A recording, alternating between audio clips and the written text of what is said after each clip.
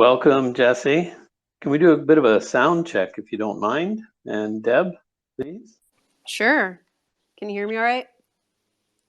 Loud and clear. That's awesome. Great. Deb, how about you? Good morning. Or Deborah, not sure. Yeah, Deb is great. Can you hear me? Awesome. Okay. Nice to meet you. Yeah, we can hear you guys. Nice to meet you guys.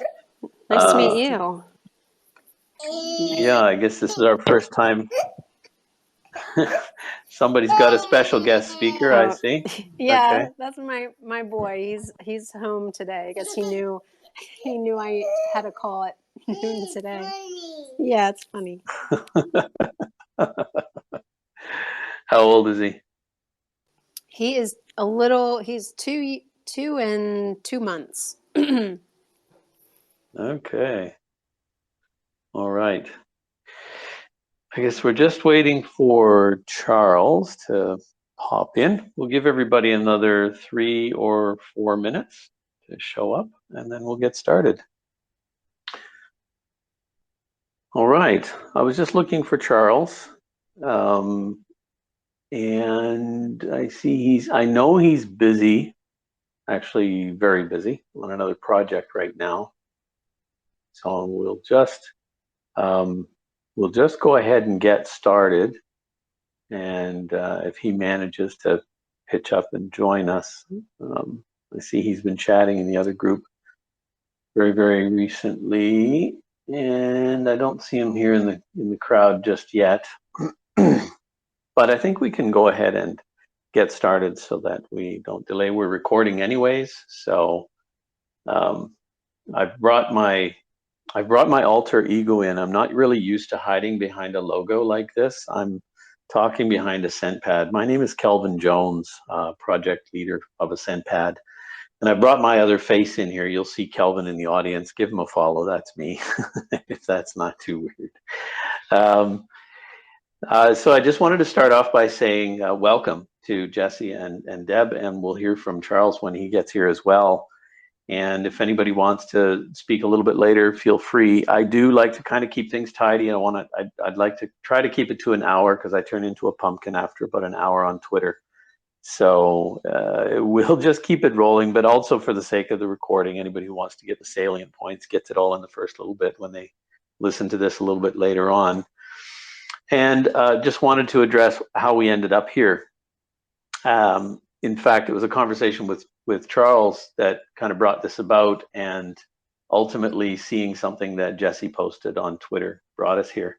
But why AscentPad? And so in brief, without boring anyone to death about AscentPad, it's an IDO launchpad for cryptocurrency projects that want to launch a token in this space. It's backed by a company called Layer1.cloud. Layer1.cloud is an IT cloud and cybersecurity company based in and registered in South Africa, which has strict privacy compliance laws similar to GDPR. My accent is not South African. I am Canadian. My wife is South African, and that's why I'm here.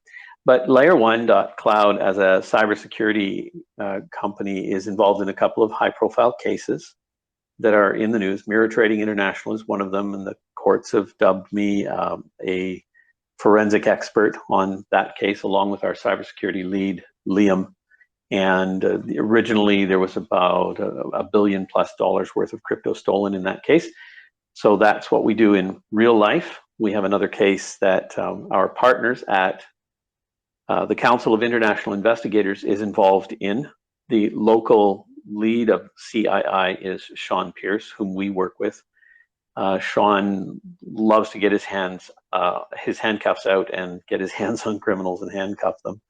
CII, as a group of internationally licensed investigators, operates in 72 countries around the world, and there are over 400 of them. So as soon as we have a legal mandate to go after criminals in this space, they can have boots on the ground in 24 to 48 hours, knocking on the criminal's door if we actually locate them remotely. So this is a little bit about the company behind AscentPad. And then AscentPad itself, I'm the project lead there, and our mandate really is to create a safe place for crypto. To do that, Layer1 will be the company that's going to be providing KYC and audit services to projects that want to launch on the free launch pad, the SentPad. As such, we will have information about who people are, and that's kind of key to creating a safer place in this space. And we've all got a story to tell at the end of the day. I think just about everyone in the room and anyone listening to this later will have experienced a rug or some sort of crime in this space. And we want to do our best to mitigate that. And part of that is creating awareness. And that's when Charles and I had a brief chat earlier. He wanted to get involved and promote this a lot more. And so that's how this space came about. Charles is a former NFL fullback, but I won't steal his thunder. Let him tell his story if he manages to join us. Hopefully somebody can wake him up. I've got somebody looking for him now. So anyway, that brings us to the creating awareness component of what I wanted to really talk with Jesse and Deb with today, because they've got a story to share. And frankly, sharing these kind of stories, we'll be honest, it's embarrassing. Somehow criminals manage to make us feel like the guilty ones. And that is just, and I'd like to say this for anyone listening later, anyone listening now, they are the guilty ones, and never forget that in this space. So when someone commits a crime, they are the guilty ones, regardless of how much they flaunt it, how much they throw it in your face. You are not guilty. You have been robbed. Perhaps you may feel like, oh, I could have done this or done this or done this. It doesn't matter whether you could have. You didn't commit a crime. They did. So I just like to, point that out to every time we have one of these discussions. We are not the criminals. They are. They should feel guilty, not us, even though we do feel guilty. And yes, we kind of kick ourselves. We wish we could do better and whatnot. But creating awareness of crime in Web3 and ways that we can perhaps reduce our own risk, though, is also part of what we want to accomplish by this space. And we hope this is just one of many. And if we don't have enough time to cover everything today, let's just schedule another one in a week or two and see if we can carry this on and continue creating awareness to mitigate crime in Web3 as best as we can. I see the man we're looking for. One moment, please. Here we are.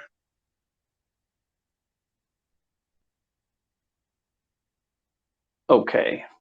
Twitter's a little bit slow to react, so we're just going to give Charles a minute to just pop in here. And then Charles, just give us a hello as soon as you arrive, please.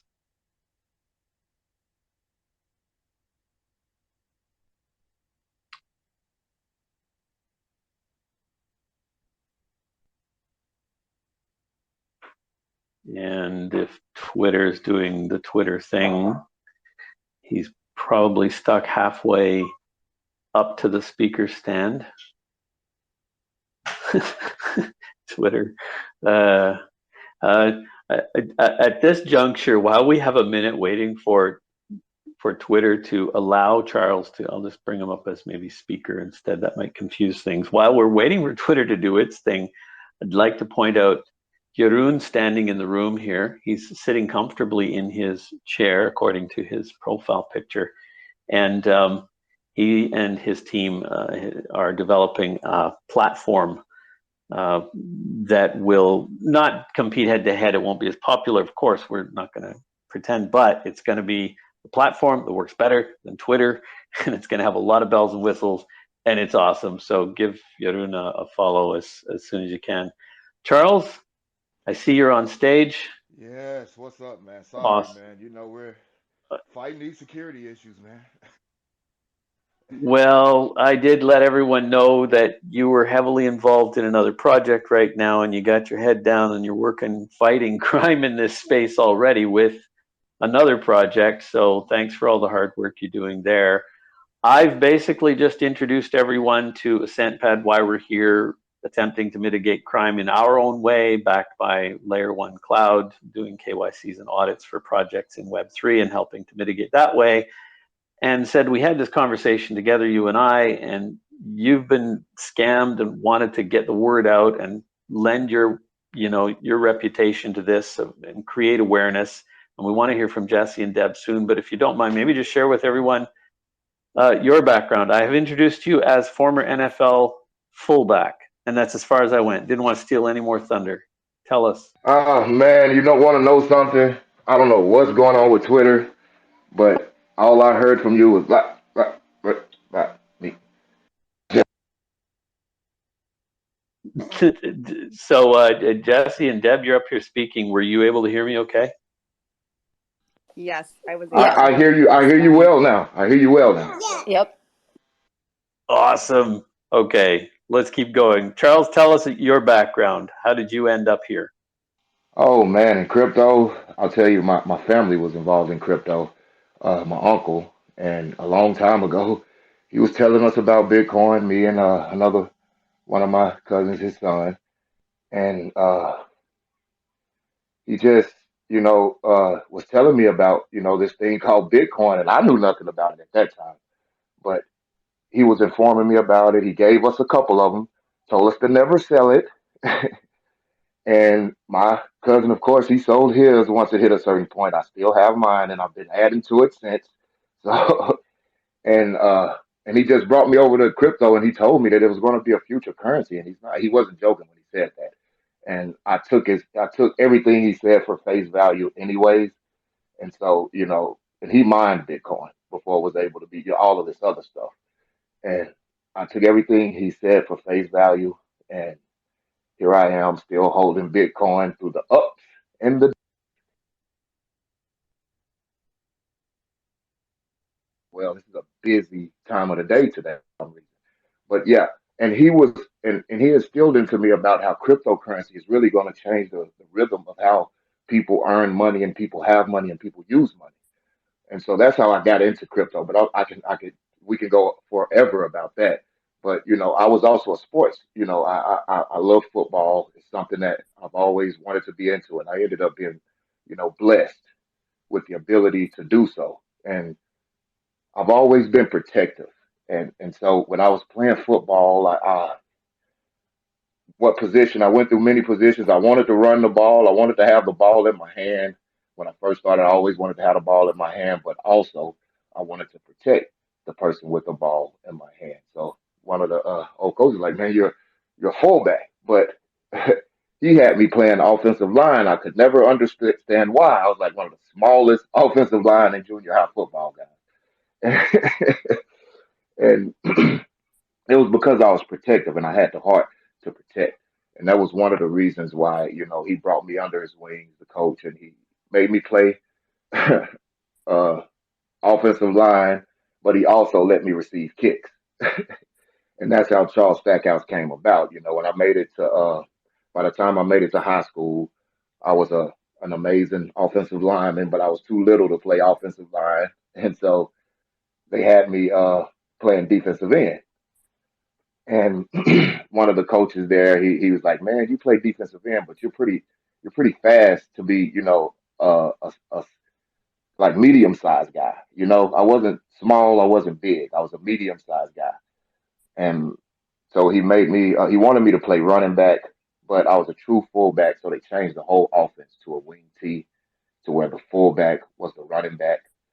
And so, and that's where I started my first game ever touching the ball. Broke a high school record and running games that day, but it was only JV. And we had this is an interesting story. I don't think I've ever told this story on Twitter, by the way. It's a very interesting story. And when I played JV, I had like 335 yards rushing in one game. And the JV coach, Coach Farmer, never forget his name. He was like, "Charles, man, you did an awesome job. But you want to know the crazy thing? We only ran two plays." And so he was like, "We're going to move you up to varsity." The varsity running back was the guy, Tom. He ended up hurting his ankle, breaking his ankle. And the guy behind him ended up spraining his ankle. So it was like God put me in position to do things. And so they moved me up to varsity in the 10th grade. And so I was the starting varsity running back. And we had a conference championship game against a nearby school, Forest City, out in Arkansas. And we had a conference championship game with them coming up Friday. And we had no running back. So that's why they moved me to running back in JV that Monday. So they was like, they saw how well I did Monday. So they put me into varsity for Friday. And I broke a school record that night. And it's like one of the things that I broke a school record. The backup running back almost, broke that record because I was blocking as well. So it was like everything we was doing was golden. And I was like, I don't. And the newspapers, the news channels, the local news channels, different news channels from nearby states. It was just like they were flocking me that Monday, and I didn't like that attention. I really didn't. And it was like, wow, what's going on? But it was like, I don't like this. You know what I'm saying? All my guys sitting here watching me while they're taking pictures. So while they was doing it, I called up a couple of guys, and one of those guys being my cousin that sold his crypto, and I ended up, you know, helping him with some things. And it was like I'm just giving you my football background. I ended up going to Ole Miss, and I ended up going to the NFL. Long story short, with that, just staying determined. I always wanted to block. I always wanted to take care of people. Not wanting to be in the spotlight, but ending up in the spotlight, and helping people at the same time. So it brought me to crypto, man, and that's what I try to do with crypto. It's just the mentality that I've had since a kid, and it'll never leave, And when I see, because I've been in some tokens to where as soon as I invested in the token, uh, me and another guy, we tracked $2.9 million that was sold from the team and moved over to a hot wallet.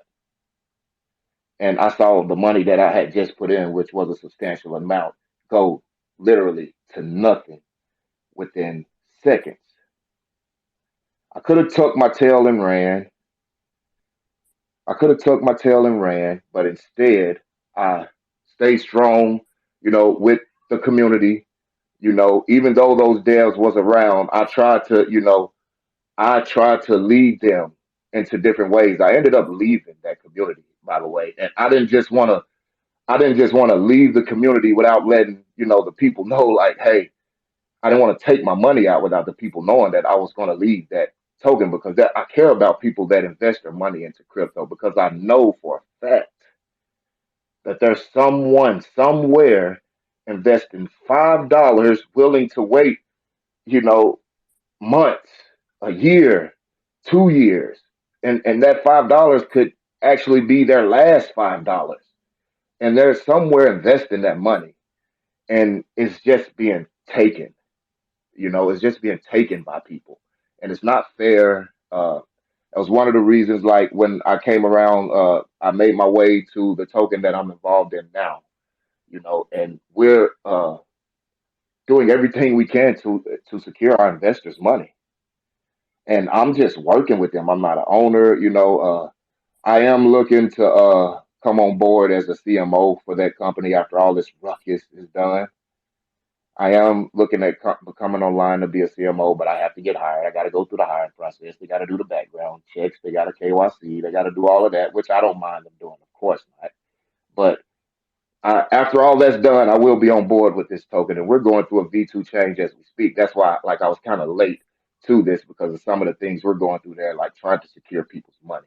And very, very close to the lead developer, so I'm able, to help him onto the things we know, and kind of like, and get him to secure these people's money.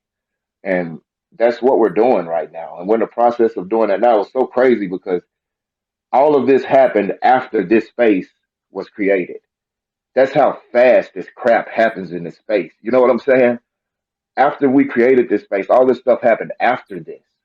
So it was just like, and I just told those guys, Tony was like, hey, Charles, don't you have to go to Twitter today and talk about this crap we're working out right now?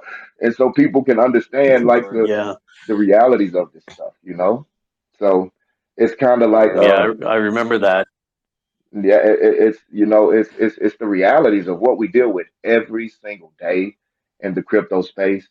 Uh, Hats off to what you all are doing at Ascent Pad. Um,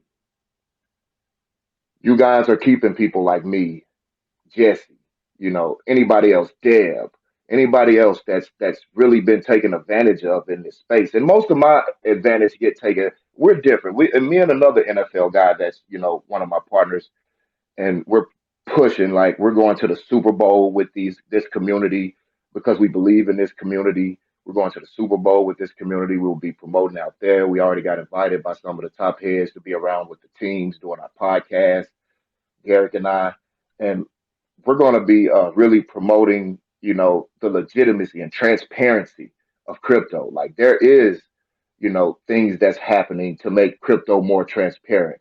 Bring on the legislation. There will be some tokens that's willing to say, okay, bring on the legislation. Y'all are doing something that we have been doing to mitigate this crap for years, and, maybe you all can work with us, and things like that, because at the end of the day, people want to invest into something secure. People want to invest when they want to know, like, if there was ever something created to where you were 100% sure it wasn't a scam. I'm sure it would be the best crypto and cryptocurrency, period. But that's where you guys come in, and I'm sorry, I'm not trying to take up most of the space, but I kind of get amped up No, about this that's kind of okay, stuff, Charles. Yeah, it's an emotional topic. It really is. And what I'd like to do is to kind of cut this up now and hand over to Jesse and Deb and just hear from them about their stories and help create a little more awareness about this. And I know that Jesse's got a couple suggestions for us. I just want to move it forward and maybe save some of that emotion and passion for another future space similar to this one if we can, because this is just, if there's anything I always say that DC Comics and Marvel Comics has taught us about crime fighting superheroes. And that's how we've got another project in the room, Crypto Bronto. They're the crime fighting superheroes, also backed by Layer One. Crime fighting superheroes never give up. But you know what else we learned from Marvel and DC Comics? Criminals never go away. So we're going to have time to talk about this and get passionate about it all over again in another space, I think, real soon. So, Jesse, let's just start with you then. And like I said, we kind of want to just, the hour's not a fixed, my turning into a pumpkin isn't really a fixed and hard rule, but let's see how it goes and share what you'd like to share what you're comfortable sharing. Give us a little intro, maybe give us a short intro to yourself and then Deb, and then we'll come back to Jesse and hear more from you if you don't mind. Yeah, that sounds good. So I will say my son's home with me. So if you hear a little person, that's who that is. But so my name's Jesse. I have a sports background. I played softball in college. I come from a big family, so I totally resonate with a lot of what Charles was saying as far as like just wanting to help and protect people. So I'm very supportive and just always kind of looking to see where I can be of service to others. And, I'm just a regular person. I have a job and a family, and I got into the Web3 space through NFTs because I guess maybe a little over a year ago, I started reconnecting with this love of drawing that I used to have as a kid. I was playing around with some like digital stuff, and my dad actually told me, he was like, hey, you should look into NFTs. And I had never heard of that before. So it took me a few months before I actually, did some research. And, long story short, I connected with some communities and just started kind of lurking around Twitter. And, I initially came into this space wanting to like sell my art as NFTs, but then I kind of quickly learned what that entails. And I was like, whoa, maybe this isn't really where I'm meant to be or like the direction I want to go. But I didn't leave the space. I became really interested in learning more about, blockchain and the use cases and like how it can help improve, our lives. And so and then I wasn't super into cryptocurrencies at the time. Jump. And so I just started taking some courses and connecting with communities. And I'll give a shout out to Robot Feelings. They're one of the first projects that I connected with in the space. And they're actually, I think, kind of how we all got connected. Kelvin, AscentPad, and Charles, and so shout out to them. But yeah, so that's kind of how I got into the space. My interests have definitely shifted as I've just kind of followed the breadcrumbs. But happy to be here and just really appreciative of this group bringing awareness to a very real threat to a lot of people. So yeah, I'll stop there and I'll turn it over to Deb. Awesome. Thanks, Jesse. Deb? Hi, good morning, everyone. Kelvin, Charles, thank you for having us here today, and thanks everyone who is here in the audience. I see some of my community down there, Kara and Alberto. Thanks for being here. So I've been in Web3 for almost 2 years now. I am a mom of 3. I have run a small business for the past decade, working with kids who have autism and other developmental delays. I have a therapy center, and we offer services to kiddos. And that is actually how I got into Web3. I won a grant for being a female-led business, and I decided to invest part of that on behalf of my business into a crypto validator pool company, which I'll tell my story later. But that's how I got into this space, and then very quickly went down the NFT rabbit hole and found the community aspect of Web3 that is just incredible, and there's no turning back from that when you get that. I am the co-founder of Women in Crypto, co-founder of 3 Spaces, a Web3 company, and I am a committee lead at Hug. And I am just pretty much, I'm still running my business, but I am also full-time in Web3. So I'm happy to be here. It's not the most uplifting conversation, but I think because of my passion and drive for the space, it's so important to do everything that we all can to make it a better place. So I appreciate the platform to speak and share. And yeah, thank you, Jesse. I'll pass it back to whoever. Yeah, no, thanks for sharing that, Deb and Jesse. And yeah, I think the takeaway, it's true, it's not a topic that we're really comfortable sharing, especially our personal experiences. But I think it's important that since you were brave enough to share it. And along with that, anything that you might have done or could do differently, or any tips for anyone who might be listening to this later on that might help them identify the criminals in this space and help reduce the impact of crime while we create awareness. So Jesse, if you'd like to just delve into a little bit about what happened to you. I found that case very interesting.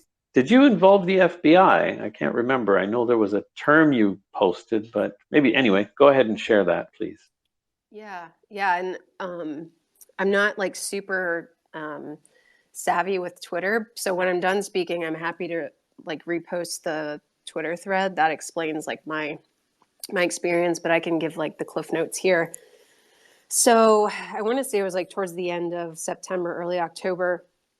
An account connected with me on Instagram, and they were portraying themselves as a crypto investor in the space, had a podcast and a YouTube channel. And so, on the surface, kind of, checked out as, someone interesting to follow on Instagram. And then I also noticed that we had some mutual followers that, were like 3 or 4 people that I do trust and engage with, one of them quite a bit, and then the other ones just kind of like not as much, but I knew of them. And so I was like, it felt safe to connect with this account, and so I did. And maybe a day or 2 later, the account messaged me and just said, hey, my name is so and so, I'm from California, and blah blah blah. And so our conversation just started off very kind of surface level. Now looking back, this is how, they were building trust with me. They didn't come right out and say, hey, do you want to invest in, in this staking pool or cryptocurrency or anything like that. It was very um, you know, benign seeming at first. And so, you know, we just kind of built up rapport over the course of maybe a week or two. Um, and then I want to say on Instagram, you can post stories. And so I saw this story that this account had posted, and it was like just a poll question, something to the effect of, are you interested in learning about crypto staking? And I kind of going back to like my background, up to that point, I had only really like been involved in NFTs, and then I had been learning about just blockchain technology generally, but cryptocurrencies wasn't something, or even like staking or anything like that, was new to me. And you know, I'm a naturally curious person, and so you know, I was at this point where I was like, I'd like to just kind of like understand more about like what that is and maybe participate at some level. And so I answered the poll yes. That led the account to then start sharing some more information about staking. They sent me a link to a staking site. Now it took me, like, I was very hesitant because I'm naturally not someone who is very like frivolous with money. And so even the thought of investing like $500 was like, eh. But then I was like, then challenging myself and saying, you know, you never take any risks. So like, let's just, you know, put $500 in and see what happens. Like, that's an amount that I'm comfortable. Like, if something happens, like, it's whatever, right? So I ended up, you know, I talked to my husband. I said, I'm going to try this. I'm going to put $500 in, see what happens. So the person from the account, walked me through like how to set up my account dashboard through the staking site. They asked if I use Telegram, so they switched our conversation from Instagram like DMs to Telegram, and then we started, you know, talking back and forth there. And so I put, you know, I went to Coinbase and converted, you know, my $500 to ETH, transferred the ETH to this staking account via Coinbase Commerce, which I had never used before, but I think that's legit. And like overnight, so this was like Friday evening, woke up the next day and like the $500 had, you know, tripled or something like that. It was, you know, kind of ridiculous. And, you know, it was just like, wow, like this is really, really interesting. And maybe like a day or two later, the person that I was talking to was like, hey, there's this really great opportunity. If you invest so much ETH within like 48 hours, they'll match it. And I was like so many moments where I was like, this doesn't feel right. But because this person was portraying themselves as a crypto investor and someone who has credibility in the space, or at least I thought, I placed a lot of trust in them. And I kept telling myself, like, why would they screw me over? Like, why would they send me anything that was like not legit? And so anything that I kind of questioned, that was my rationale for like writing that off and just continuing to move forward. So, long story short, I ended up investing that amount of additional ETH, which was way more than I originally set out to kind of experiment with. I had talked to my husband about it and we were both, you know, on board. And then like over the next week, it just kept like going up. It was a really stupid amount of money, which actually made me uncomfortable. And like at that point I was like, I don't even really want this money. I just want what we invested. And then like, I would be happy to just give whatever was, accrued to this like, it was just uncomfortable for me. Excuse me. And, then they were saying like, oh, I think you should become a validator. And if you're a validator, you know, that's like you put in 32 ETH and then you can withdraw your earnings at any time, versus if you're just staking, you know, lower amounts, you have to wait like till the end of the staking period. And I was like, I don't even have like 32 ETH. So like, this is stupid. But at one point, my husband was like, I'm pretty sure this is a scam. I was hopeful. I was like, no, it's not. Like, it's fine. And we were even talking about before that, like putting more money in. I'm glad we didn't. Um, and so like after my husband was kind of like, I think there's something like really fishy here. There was like a few days where I just couldn't sleep. And so early one morning, I went back to Instagram, and something I feel like I should have done right off the bat was just, I did a search of the profile name. And sure enough, when I searched it, there were 4 profiles that came up that were using some variation of the profile name. One of them, I'm pretty sure, was the legitimate profile, and then there were 3 others that were fake. So including the one that I was talking to. So at that point, I just had this moment of just complete dread. I did some further like searching around of this profile, and I was able to go to a section that's called like more about this profile or something, and notice that the profile was based in Nigeria, and it had changed its profile name like 3 times over the course of however long it existed. And, you know, normally I guess you can't just say like, oh, it's not just the sole fact that it's based in Nigeria, but the fact that the person said that they're from California, but the profile is saying that it's based in Nigeria is kind of a red flag. So I wrestled with whether or not to confront the person, because I still had like 2 weeks of this quote unquote staking period left before I could theoretically, you know, withdraw my earnings, or at least my initial investment. But I was like, I can't wait 2 weeks. So I confronted this person with, I took screenshots of Instagram. And I was like, you're not who you say you are. You're stealing from me, because that's basically what this person did. Like, this was not a very technological scam at all, other than the fact that the only thing that I really did was I converted like my fiat to ETH, but I never connected like my MetaMask wallet or anything like that. I just basically transferred money straight to this scammer via Coinbase. So they tried to downplay it and say, oh no, like my profile gets hacked all the time. It's really me. Like, lucky I get my profile back, blah, blah, blah. And I was like, whatever. So I blocked the accounts I'd been communicating with this person on until the day that I was supposed to be able to like withdraw. It gets to that day, and I had actually connected with Deb in between, and she told me her story, and she's like, look, you're going to get to the end. They're going to tell you need to put more money in to pull your money out. Like, don't do that. So I was like prepared for like what was going to come. And sure enough, that's pretty much how it played out. So I just basically wrote it off. I was like, it's lost, it's gone. I really struggled a lot emotionally with this experience. It was like just a lot of really hard feelings to kind of navigate through.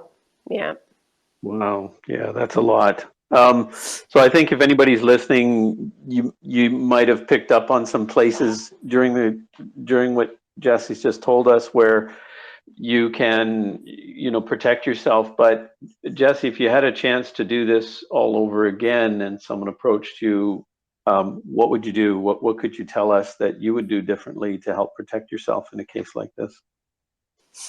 Yeah, so I think first I would have just done that basic profile search, like especially if it's someone you don't know or haven't really engaged with in any other space, like just be, especially on Instagram and Twitter, like you got to be really, it kind of sucks to live life this way, but you got to be skeptical of people, because at the end of the day, people aren't just reaching out to you without any sort of like motive. Like, there's a reason, in the best case scenario, That's a it's good good. one.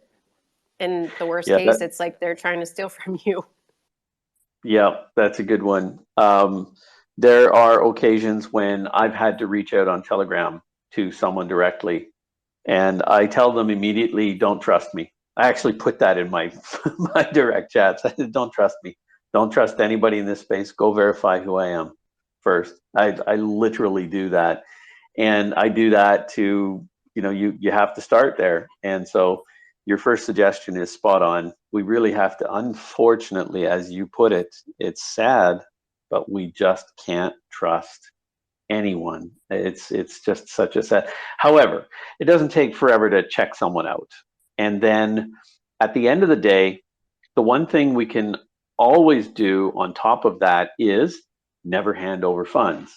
So I will always respond to someone if I think they're legit, and I'll wait until they ask me for money. And then at that point, that's when I just go, well, no. And there's a couple other things I do too. I might share a little bit later, but I don't want to end it there. So, Jesse, anything else to add in that? And before we head over to Deb? No, I mean, I think the other thing is, I mentioned we had mutual connections. I wish I had asked them, hey, have you talked to this person? Do you know who they are? Just like not, you know, be like acting like I need to be on my own, but just like leveraging the community that I am a part of and the people that I do trust because I've engaged with them already. So that would be one of the other things, that I That's a good one. would have done over. Yeah, But yeah. that's also a good one. So for all of us in this space, we all tend to have this small group of people that we do already know. We may know them in real life. We may know them from online, but that's okay. Point is, we know them. We've been around them for weeks or months or years, perhaps. Always check back with your local group. Hey, have you heard of so and so? Hey, have you heard of this project? Hey, have you heard of that? And just a little simple validation like that. It doesn't take long for friends to respond to us. That's a good one. Anything else? No, I think I'll turn it over to Deb so she can share. Go ahead, Deb. We're listening. Thank you. Thank you, Jesse. And I'm really grateful that Jesse and I connected. We're at different points in our journey of our scam because mine was well over a year ago and Jesse's was newer, but we have really connected and I'm excited that I feel rejuvenated because of her in terms of, I've never lost a moment of wanting to share this story, but like having somebody to share it with me has been pretty incredible because I was the only one that I knew that had gone through the scam, and Jesse, in fact, is the one that found the name for our scam, which it's now has a name called Butcher the Pig. I mean, I guess it's always been around, but it's moved into Web3. So, I will just, I'm going to start by saying the last comment that Jesse made about leveraging your community. What I'm really grateful for is that now that community is here in this space. And when I went through my scam, it was really early on. I mean, not, obviously crypto has been around forever, but the community aspect of this and especially, safe, groups to talk about scams didn't exist or I wasn't part of them when I went through mine. And so I love now that there are so many communities out there that are safe sounding board places. Happy to be connected with all of you that are a safe place to go to. And Jesse and I are also. So I think that makes a really big difference now in terms of having somewhere to go to, because I love to tell this story, but when I started researching validator pool scams at the time, all I found were pool companies that were scamming people, like literally swimming pool companies, not not validator pools, because it was early enough that there was nothing there. So my story was a lot longer in terms of the entire thing than Jesse's, which I think I don't know. It was a very difficult experience. So I think I said in the beginning, I basically invested money that I won as a woman, a female led business. I was going through a divorce and I got someone told me about crypto and I'm like, oh, this is, financial opportunity for me. I got involved in Twitter and started just paying attention to what was going on, and I was looking for a mentor essentially, and I reached out to some some people that were clear, legit mentors in the space, and didn't hear back. And then I was just following conversations, and there was this one person that seeseemed to be having, doing a lot of mentoring, and I looked on their profile, and they had expertise dating back to 2017, and it was sound and solid crypto advice. And said, well, I'll just follow this person. And so I did, and they then reached out to me, and we just chatted about crypto stuff essentially, and it was really interesting. I actually learned a lot in the initial conversations. This person clearly knew what they were talking about, and then I had some different crypto experience, so I was sharing my, expertise. And they had supposedly a company, a validator pool company, that this person was a P2P validator who allowed you to jump into his validator pool and invest, and it was just easy access to investing right on the blockchain. So the returns were then larger, and so I think that was part of where I fell victim to the scam, was that because this technology is new, and because um, you truly, the setup of being in a validator pool, you really can get bigger returns than you would get in traditional investments, right? And so I think that's part of why it's easy to be scammed in the space, because of the newness of the technology, and there's just not a lot of history, right, on it. And so it's believable that you could possibly get, as this person told me, 27% returns, which felt crazy. But so over a year ago, similar to Jesse, I started off very small with my my investment. And just to add, I actually did do a lot of research at the time. I asked for references.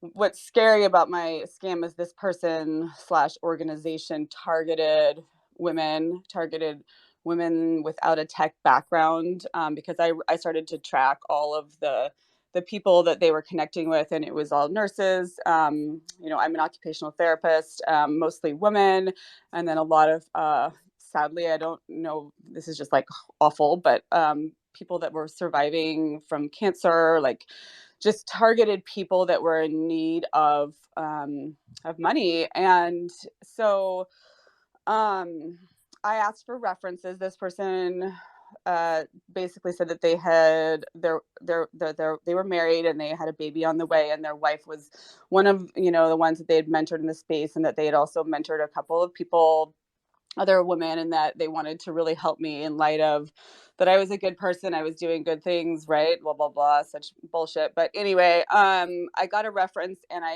it was a woman in Colorado who supposedly was someone that this person had mentored. My mistake is that while I looked at this person's profile, and I did some research. I reached out, but I didn't hear back from her until it was too late. And I just, he kept saying, she's really busy, and she's, da, da, da. And that was, in hindsight, there's so many red flags. But I'm going to sprinkle in my things that I, wish I had thought of as I go. And one of them was that the reference that I was given, her PFP, was a very popular female project at the time. So I trusted, that helped build immediate trust, that the PFP profile picture was like, oh, this is someone who's in this community, and I know this community. And that I'm sure that person basically knew what communities I was part of, and basically created this so in the end, that the reference was completely this person behind it. So it was totally a fake profile. And after the fact, when I go back and really look through the references profile, like, it's obvious that it was just everything was retweeted. There was no fresh content. If it was, so that's one of the things I've really learned is, when I look at a profile, does the profile line up with the mission, right? Do the tweets and what they're sharing line up with what they say they believe in? And if everything is just pure retweets, which isn't a bad thing necessarily, but to me, that is a little bit less trust, right? I want to see authentic conversation, and not just bots and retweets. I reached out to somebody that I knew that worked for a very, very large blockchain company, and I actually asked them to help me review everything and make sure it seemed safe. And that person said that there was no, big red flags. So, and I don't hold any judgment against that person, because my scammer was incredibly talented and crafty. So long story short, I invested money a little bit, and then the the mental manipulation part of it came in, because if you are a validator, you have a reputation on the blockchain, and it kept happening somehow that I made a mistake with what I did. I made an error that was damaging this person's um, reputation. And so I would get these images like, oh my gosh, you didn't put enough in this time, and now look, my percentage dropped down. And like, he was patient, but he was frustrated. And so of course I felt like, oh my God, I totally messed this up. And so that's where, the social engineering, like, manipulation started, was that I messed up. And so time went on. I had to invest more money because of my mistakes, quote unquote, that I made. And then after all my staking period, this is where this is the part that's hardest for me, is that my scammer allowed me to withdraw a certain portion of my money. And he said, normally we hold it for a little bit longer, but I'm going to show you how to do it all on your own so that you can withdraw at any point. And he said, I really advise you do leave this much in. And, we had a whole plan of how I was going to invest this. And the plan actually was really good. I legit think that the advice was sound, which is funny, because I still use some of the advice that I got, sadly. But anyway, because I was able to withdraw some funds, my family then followed me into investments, and that was the brilliant part of this awful person, slash, again, I'm going to say organization, because it's, I've done a lot of learning, and it's not just one person. This is it's a lot. But anyway, so collectively, my family and I,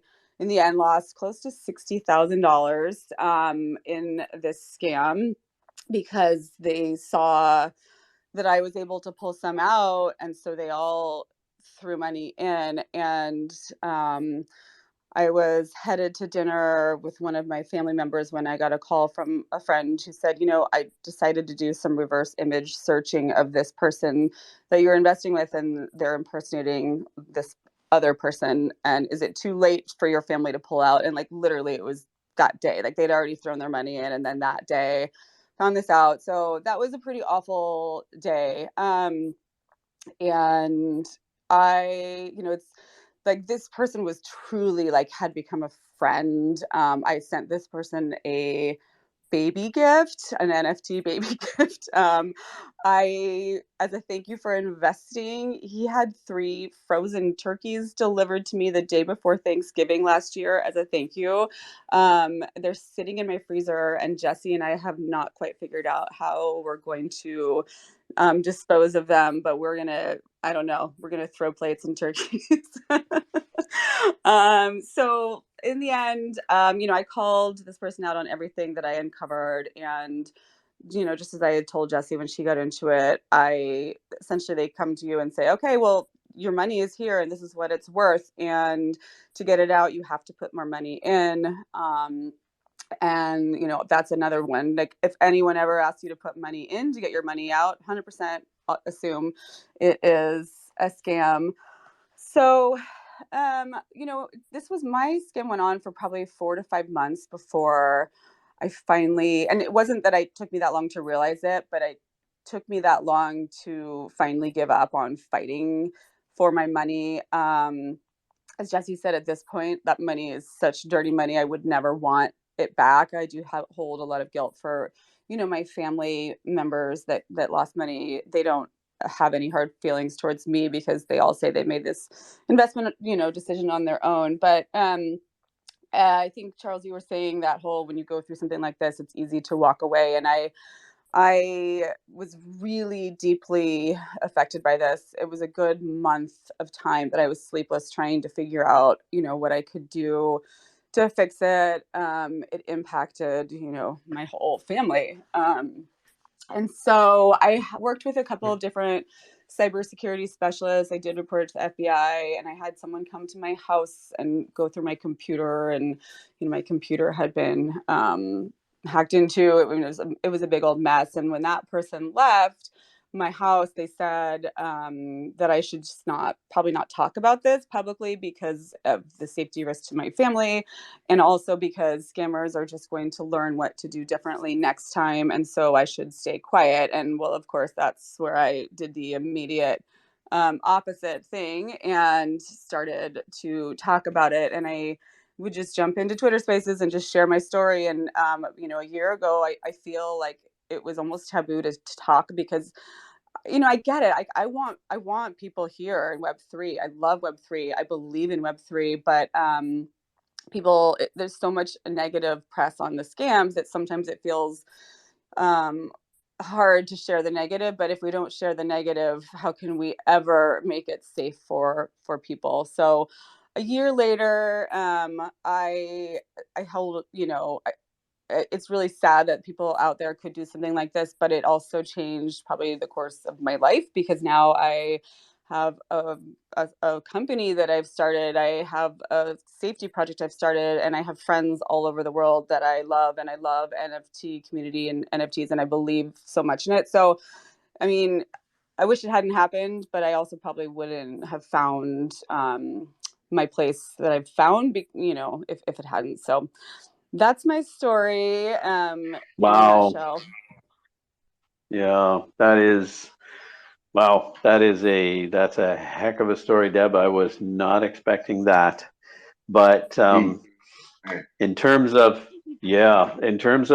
keeping quiet, so you absolutely do the opposite. Never listen to anyone that says keep quiet, but to protect yourself, simply don't name names. So you can say anything you want about what happened to you. It's a true story. You don't need to identify anyone in order to tell the story and spread the word.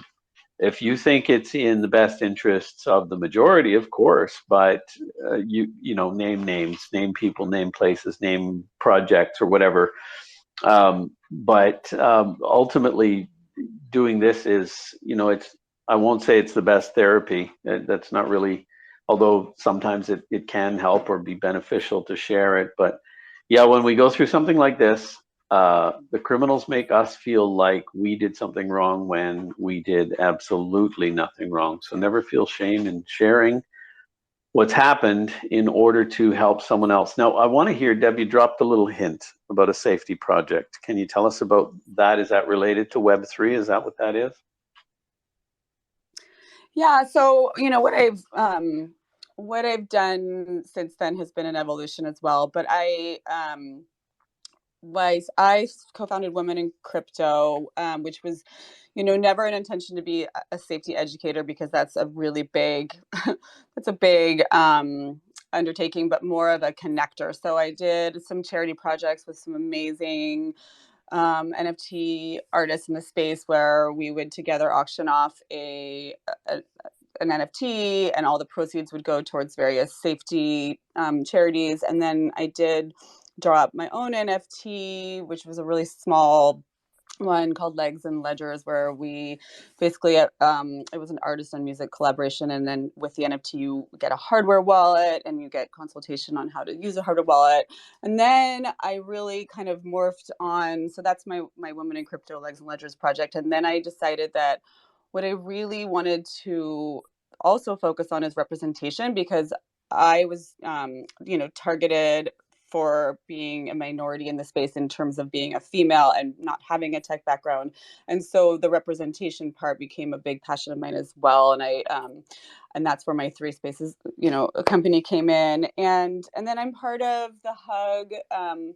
There's a Hall of Justice committee in HUG, and I'm in that committee. And then Jesse and I have lots of big, conversations about how we want to go forward with sharing this story. So yeah.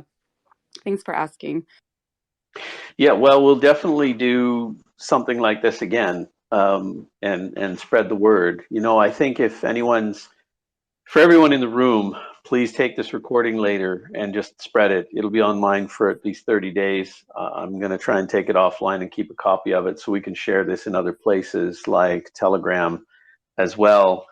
I think at the end of the day, a couple of things come to mind. If I can just highlight, maybe you'll often see me as Kelvin or as a SendPad, or you'll see even Crypto Bronto say this as well. Click safe, everyone. We've done a demo, which we still need to get online, of how just one click, one tap on your phone can lead a criminal to your doorstep. Practically, we can geolocate people within 15 or 20 kilometers generally, just if they just tap on one link. Now, we use that for catching the criminals, and we did that with a syndicate. So you mentioned that this was more than one person involved in your long con, which was now over 4 months, called fattening the, was it fattening pig butchering? It's the, so you fatten the pig and then you butcher the pig, and that's what it was. So bottom line there is that I've lost my train of thought. Sorry there, but we just need to, when we're about to click on something, just, you know, it's okay to do the click. It's okay, but be careful if you have your wallet connected to your browser. So here's a tip, pro tip for everybody right now, right here, right today, real short, and then I want to hear what Jesse's got to say, is this. Use 2 web browsers if you're using a PC. If you're navigating this space without a hardware wallet and you're just using a wallet in your browser, make sure you stick that MetaMask wallet in your non-default browser. That way you have to actually open the second browser in order to get to your wallet, in order to transact. But if you accidentally click on a link, it opens your default browser, which has no wallet in it. We can all get 2 browsers on our devices. So use 2 browsers, stick your wallet in your non-default, let your default browser do all your browsing for you, and that's how you can click safe in Web3. Jesse? That's a great tip. I didn't know that. Thanks for sharing. But I wanted to go back to something you'd mentioned about, you know, sharing and coping. And, you know, I think for me, being able to share my experience and learning have been the 2 ways that I've coped with this experience. And one of the things that I learned is that, you know, I think shame was probably the most, was the hardest emotion and the most present emotion during this experience. And I don't know if you all are familiar with Brene Brown, but she has a lot of books, and she has one that's called Atlas of the Heart, and it talks about emotion. Like it defines all these emotions, because most of us can only probably name 3, but there's like, I don't know, over 100 or something crazy like that. And so I went back to this book after this experience and read about what shame is. And one of the things I found interesting was that it actually grows when you keep it inside. And so actually sharing and meeting people and sharing with people who will then have empathy for what you've experienced helps with that feeling. And so I just would encourage anyone who has or knows anybody who's been through any experience where they're feeling shame. We all feel shame, but just like offering yourself, or I offer myself as a sounding board, and I'm sure Deb, you know, is available as well for anyone who needs to talk, because sometimes you just need to get certain things out in order to like move forward and process. And I've found that to be so true from what I've experienced with this scam. And like I said, too, also just learning, you know, what's interesting is I did some research and I discovered that the FBI actually put out a public service announcement October 3rd. And I think my scam started like maybe a few days later about the scam that I got caught up in. So, you know, it's been around for a long time. And I think scams are not as much about the technology as they are about the psychology. Like, these people doing this are not stupid. Like, they're very smart. They know what they're doing. They have scripts. They know the buttons to push. Yeah. So, Yeah, and I think Deb touched on it. So saying that there was a group behind it, and yes, we've run into these in our line of work. We run into syndicates all the time. So Solana scammers were running rampant in 2021. So in the spring of 2021, my son, our cybersecurity technician, set up a honeypot. We got their IP address. We geolocated them into Nigeria. It just happened to be that's where a lot of syndicates operate out of Nigeria and obviously Russia and some countries in Eastern Europe, including oddly Romania is another one. And we geolocated them. And when Sean Pierce, the private investigator that works with us, actually had to go into Nigeria for something else, and they don't have the same kind of privacy laws. So MTN, the phone company, was able to divulge the records we needed. He located the address, went over, and there was a whole group of them in the basement working on that particular scam, just scamming people like that. So these are big. But to your point on sharing your story, I think we need to continue creating awareness like this. It does help, and then we can always offer, sharing of the story helps the person who needs to share it, but it also helps others listening to go, oh yeah, okay, well, I'm going to watch out for that next time. So I think that's a very, very important part of this. Charles? Yeah, I just wanted to, man, everything they're saying, I just wanted to just go behind it and say, please take note. Uh, the countries he's named, take notes of the accents of the people that's trying to scam you, or the people that you're talking to about any. And the main thing about Jesse and Deb, it's man, it bothers me, when things like that happen, and especially when it's targeted towards women, and especially when it's targeted in the certain ways that it's targeted. Because the one thing that you do get out of it though is you know what to look for. Keep pushing the word. Keep letting your word out there so these ladies that you're around, so these men that you're around, so they hear what you're saying, so they don't fall victim to the same thing because it's very easy to. And I compliment you all, no matter what's going on, no matter what. If there's anything I could do to help, if you ever anything, just reach out. I'm here. It's amazing stories. If y'all don't understand, it takes courage to talk about these things. And the courage is there, the wisdom is there, the knowledge is there, and the guidance is there now. So you all have everything you need to help these people and these ladies and these men that's out here getting scammed. That's what I try to do, help as many as I can. Remember, another big word, if you don't have the seed phrase and if you're not in charge of the money, it's not yours. And and that's things you have to think about before you go to these big exchanges, and these things are used for one reason. Exchange your money over and put it back into your care.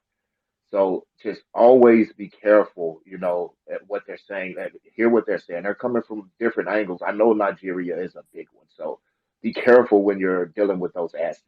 Russia's a big one. Be careful when you're dealing with those assets.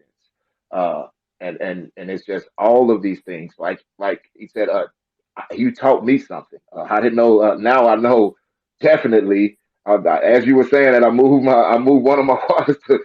You're not the default anymore. So I appreciate it, man. So there's always room for all of us to learn about the securities of mitigating crime and Web3, and that's what's so great about these spaces. We'll have more stories come up so people can hear other people who have been scammed and who have gone through things. And these need to be put up front. And like you say, these people are smart. But one thing I do know, no matter how smart you are, I'm dealing with a situation kind of similar. No matter how smart you are, as long as that person that's looking at you is a step ahead of you, you're vulnerable to being caught.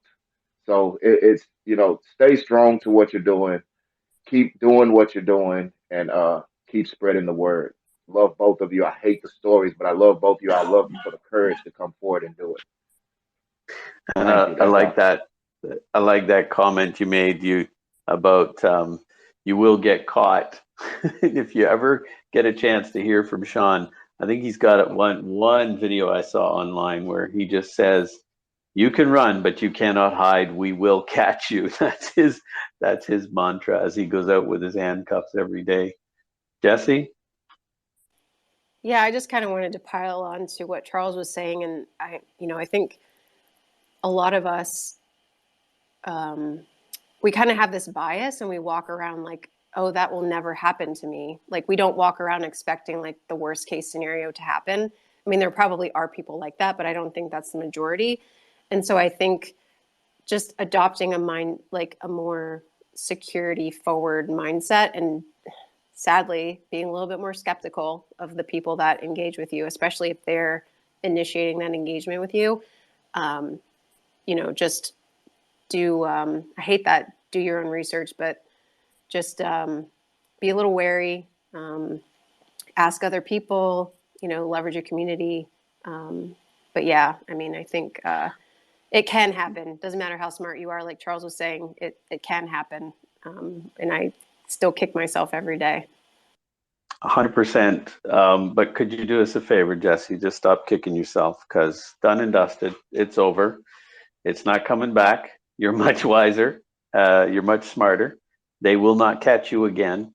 And something I do want to touch on is that whole checkup on who you are. And I just want to comment on that too. But Deb, what have you got for us?